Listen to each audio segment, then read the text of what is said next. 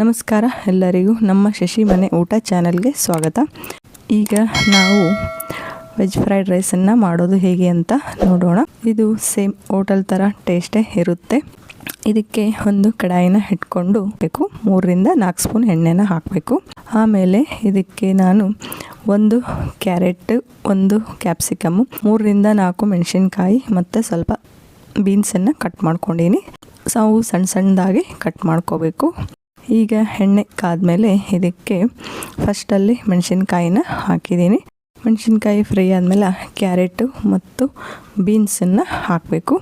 ಹಾಕಿ ಈಗ ಎರಡನ್ನು ಚೆನ್ನಾಗಿ ಫ್ರೈ ಮಾಡಬೇಕು. ಸ್ವಲ್ಪ ಫ್ರೈ ಆದಮೇಲೆ ಇದಕ್ಕೆ ಕ್ಯಾಪ್ಸಿಕಮನ್ನು ಹಾಕಬೇಕು. ಹಾಕಿ ಈಗ ಇವನ್ನು ಚೆನ್ನಾಗಿ ಫ್ರೈ ಮಾಡಬೇಕು. ಇವು ಮೆತ್ತಗಾಗೋ ತನಕ ಫ್ರೈ ಮಾಡಬೇಕು. ಆಮೇಲೆ ಈಗ ಇದಕ್ಕೆ ಸ್ವಲ್ಪ ಕರಿಬೇವನ್ನು ಹಾಕಬೇಕು. ಹಾಕಿ ಈಗ ಚೆನ್ನಾಗಿ ಕಲಿಸ್ಬೇಕು. ಆಮೇಲೆ ಇದಕ್ಕೆ 3/4 ಸ್ಪೂನ್ ಉಪ್ಪು ಹಾಕ್ತಾಯಿದ್ದೀನಿ. ಉಪ್ಪು ಹಾಕಿ ಚೆನ್ನಾಗಿ ಕಲಸಿ ಆಮೇಲೆ ಇದಕ್ಕೆ ಅರ್ಧ ಸ್ಪೂನ್ ಪೆಪ್ಪರ್ ಪೌಡರ್ನ ಹಾಕ್ತಾಯಿದ್ದೀನಿ. ಆಮೇಲೆ ಇದಕ್ಕೆ ಸೋಯಾ ಸಾಸನ್ನು ಹಾಕಬೇಕು. ಆಮೇಲೆ ಇದಕ್ಕೆ ಅಲ್ಲ ಬೆಳ್ಳುಳ್ಳಿ ಪೇಸ್ಟನ್ನು ಹಾಕಬೇಕು. ಅಲ್ಲ ಬೆಳ್ಳುಳ್ಳಿ ಪೇಸ್ಟನ್ನು ಸ್ವಲ್ಪ ತರಿಯಾಗಿ ಕುಟ್ಟಿರಬೇಕು. ತರಿಯಾಗಿದ್ದರೆ ಟೇಸ್ಟ್ ತುಂಬ ಚೆನ್ನಾಗಿರುತ್ತೆ. ನೋಡಿ, ಈ ಥರ ಇರಬೇಕು.